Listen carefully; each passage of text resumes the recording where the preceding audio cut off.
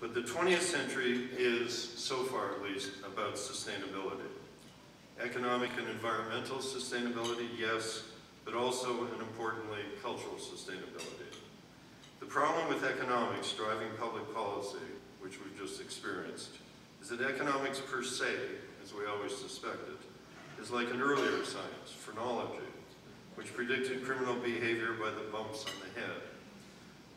Economics often has no context. Its premises recently were just like the difference between fantasy football and real football.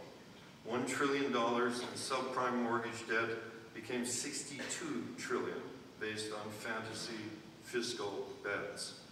But the importance of cultural sustainability, which is about the importance of place and people, is no longer just a subjective or romantic idea, but is one of urgent responsibility and ethics. Places are actually disappearing. The polar ice caps, which are the heartbeat of the Earth, for instance, they contain our only full knowledge of our existence on Earth, are existing. Each frozen snowfall for over 900,000 years gives us our best chance at understanding evolution. Villages on the east coast of England are dropping into the sea, and I don't have to mention New Orleans.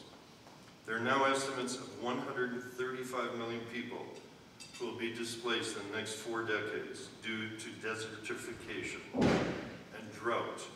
And even Atlanta, of course, is not exempt from that.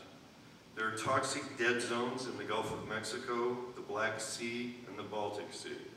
So places and lives are being lost, not just through traditional genocide, which of course continues as well in Darfur, North Central African Republic, Sudan, and Eastern Chad, where over 6 million people are dead through the last decade. We have a global food crisis, which is directly affecting, for instance, the 1.5 billion people who depend on fish alone, which scientists now think will disappear within 40 years, through overfishing, bycatching, notorious bottom trawling, gill nets, long-line boats, oil spills, etc. So now we can probably exist in a world without wolves, or elephants, or even bluefin tuna. But we now know that 1 in 4 mammals are threatened with extinction this century because of habitat loss, hunting, and climate change. It took this level of global crisis to make us aware of the continuous connectivity of people and place. Another simple way of thinking about sustainability is simply to ask, how much do we love our children? That is actually the real question, not yet addressed by politicians or economists or scientists or other disciplines who need a responsible context for their work. The context is simple. How much do we love our children? Or as Kenny Leon said the other day, how do we live lives worthy of your grandmother's memory? Which is the reverse of the question. Asking this question could guide policy much more dependably than any of the tired rhetoric in any discipline, including particularly politicians. Food and energy, it's not rocket science. But as Kenny said, it needs a heart to guide it. We might even speak of accidental public legacy.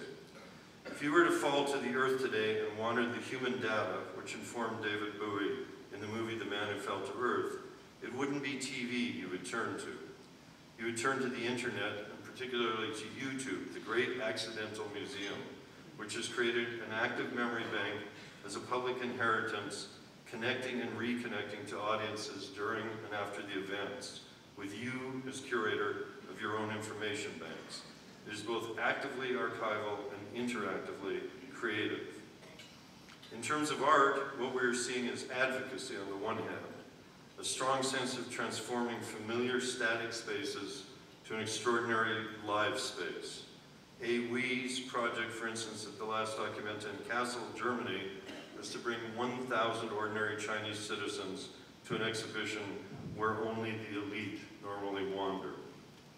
And when I say generative works of art, I also mean advocacy, pure advocacy, as in the case of Shubhankar Banerjee, for instance, whose haunting photographs of the Beaufort Sea polar bears were helpful to Senator Barbara Boxer in passing a bill to designate critical habitat for polar bears, a decision that could add restrictions to future offshore petroleum drilling or even exploration.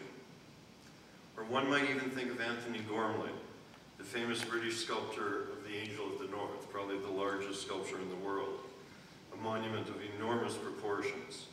Gormley has now taken on a trajectory that included Field, which is an accumulative sculpture made by the people in the place of the exhibition and through local materials.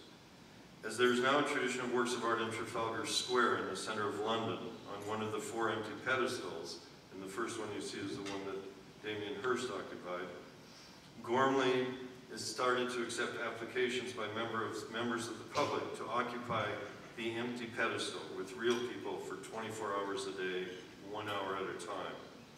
If the body is also a place of memory and transformation, then the real body here is both a representation and representative, he says. This is particularly true in a context where military statues permanently honor war. So Gormley himself is tracing a trajectory of the audience to participant in a kind of both-and rather than either-or way. And one of the results of this advocacy media activity in the hands of anyone is a notion of hybridity. Amateurs like Kimberly Roberts and Scott Roberts filmed Hurricane Katrina from their own experience as its victims in New Orleans. Their footage and their directorial influence was then incorporated into a movie entitled Trouble the Water, a film made by Carl Deal and Tia Leeson, who produced Michael Moore's famous Fahrenheit 9/11. Trouble the Water, which is such a great title, I have to say. It's one of the great titles after Adam McGowan's Where the Truth Lies, has won the Grand Jury Prize for the Sundance Film Festival. So amateur-professional is a new hybridity. And at their best, of course, we know that documentary films can change the world. If we think of Malcolm Gladwell's notion of the tipping point, we know that Michael Moore's film, Roger and Me, presaged a much-needed discussion of the cultural sustainability of the American car industry. And clearly, although there's a 50-year history of ecological advocacy and American government indifference and cynicism towards it, Al Gore's film An Inconvenient Truth seems to have been the visual equivalent of a tipping point, as green is now the new black.